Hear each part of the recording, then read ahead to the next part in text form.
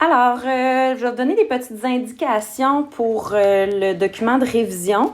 Comme ça, vous allez pouvoir le commencer, là, même si je ne vous l'ai pas encore remis physiquement en classe.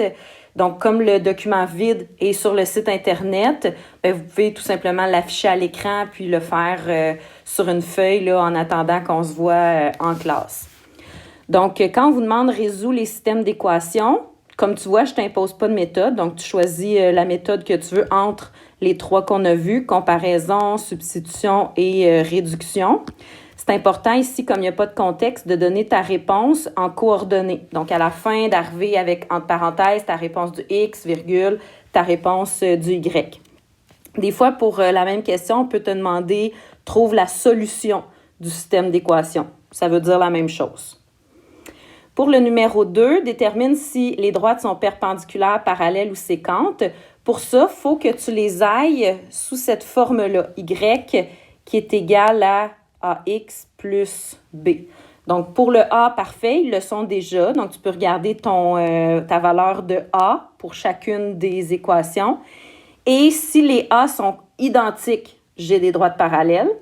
Si les A sont l'opposé de l'inverse, donc que les signes sont contraires, un positif, un négatif, et que la fraction est inversée, numérateur, dénominateur, à ce moment-là, ils sont perpendiculaires. Si c'est aucune de ces deux possibilités-là, automatiquement, j'ai des séquentes. Donc, ça veut dire en B et en C, il faut tout d'abord que tu ailles isoler ta valeur de Y dans chacune des équations pour bien voir c'est quoi le A, donc la pente de chacune des droites. Par la suite, numéro 3, donc c'est juste la partie traduction là, du système d'équations. Donc ici, notez bien qu'on vous dit le nombre de filles, c'est représenté par la variable X et le nombre de garçons par la variable Y. Donc, dans les 4 possibilités que vous avez, X représente nombre de filles, Y nombre de garçons. Donc, c'est de prendre les informations des quelques phrases et de dire c'est, dans le fond, le système d'équation, est-ce que c'est le 1, le 2, le 3 ou le 4? Donc, il n'y a pas plus de démarches que ça à faire.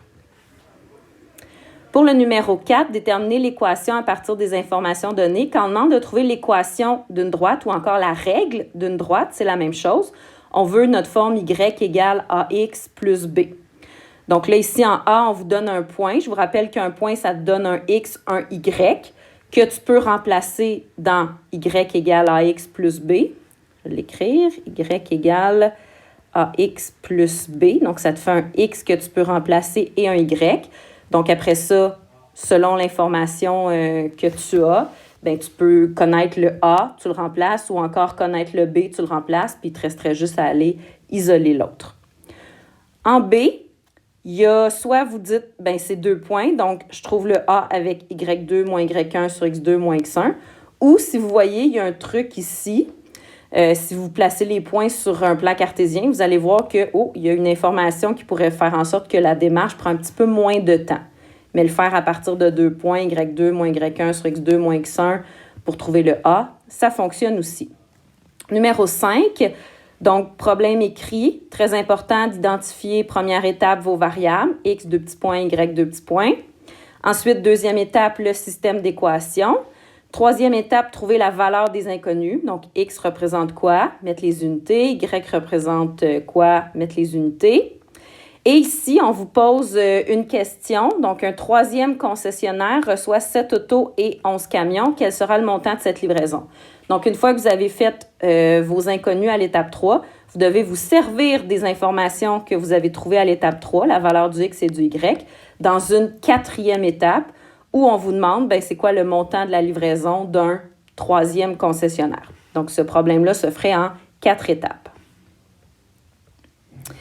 Ensuite, le numéro 6, donc on a l'intersection de droite, c'est un parallélogramme. Donc, je vous rappelle, parce que c'est sûr que ça vous prend cette information-là, qu'un parallélogramme, les côtés opposés sont parallèles. Donc, ça signifie que ma droite AB est parallèle à ma droite DC. On a ici l'équation de la droite, mais on n'a pas Y égale à X plus B. Il faut que tu aies isolé ton Y. Et là, ça va faire en sorte que tu vas bien voir c'est quoi le A.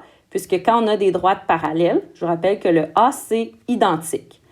Puis, tu as un point ici. Donc, en ayant le A, un point XY, tu serais capable de trouver ton équation de AB. Pourquoi on a besoin de l'équation de AB? Bien, parce que l'objectif du problème, c'est de trouver les coordonnées du point B. Donc, à ce moment-là, ce point-là, il est à l'intersection de deux droites. Donc, ça, c'est vraiment comme vous faisiez l'année dernière avec la méthode de comparaison. Ça va te prendre l'équation de la droite ici, y égale à x plus b. Ça va te prendre l'équation de la droite ici, y égale à x plus b. Et là, tu vas pouvoir faire la méthode de comparaison pour aller trouver le point d'intersection. Ensuite, pour l'autre droite, celle-là ici, justement, BC, bien, tu sais qu'elle est parallèle à celle-là dont tu connais l'équation. Alors, tu sais que le A va être pareil. Tu as un point XY ici pour t'aider à trouver l'équation. Donc, ce principe-là de dire, je trouve l'équation des droites qui se croisent pour trouver un point d'intersection, c'est sûr que ça revient en examen, donc vous devez être capable de le faire. Oups, je l'ai effacé. Ensuite, numéro 7, même chose, problème écrit. Allez-y avec vos étapes. Le numéro 8, on nous donne l'équation de la route. Donc, la droite à gauche en rouge, c'est la route. Encore une fois, il faudrait que vous isoliez votre Y si vous voulez voir le A, puisque la droite pointillée, qui est en vert, est perpendiculaire. Donc, si je veux l'équation de ma droite ici, Y égale AX plus B, bien, j'ai le fait qu'ils sont perpendiculaires, donc tu dois aller isoler ton A pour pouvoir faire l'opposé de l'inverse. Ensuite de ça, l'objectif, c'est de savoir pour la distance entre B à A, est-ce que je suis à au moins 20 mètres? Donc, on veut savoir si la distance est plus grande que 20 mètres. Donc, j'ai besoin de la coordonnée du point B, puisque j'ai celle du A, pour faire ma distance entre deux points. Le point B, il est à l'intersection de deux droites. La rouge, on connaît l'équation, pas la verte. Donc, c'est pour ça que tu as besoin d'utiliser le fait que les droites sont perpendiculaires pour trouver ton A, qui est l'opposé de l'inverse. Le point qui te donne sur la verte XY, ça te donne des infos que tu peux remplacer. Il va te rester à isoler ton B. Et là, tu vas avoir l'équation de la droite verte. Tu pourras ensuite faire une méthode de comparaison avec tes deux droites pour trouver le point B et ensuite la distance entre deux points. Numéro 9, donc on a un problème écrit ici, mais on a les informations sous forme de tableau. Il ressemble au premier problème avec la livraison de camions, dans le sens où vous allez devoir faire une quatrième étape, puisqu'on vous demande d'aller trouver le revenu maximal pour un troisième avion. Donc, une fois que vous avez trouvé la valeur de vos inconnus, vous allez vous en servir pour une quatrième étape, aller trouver le revenu maximal.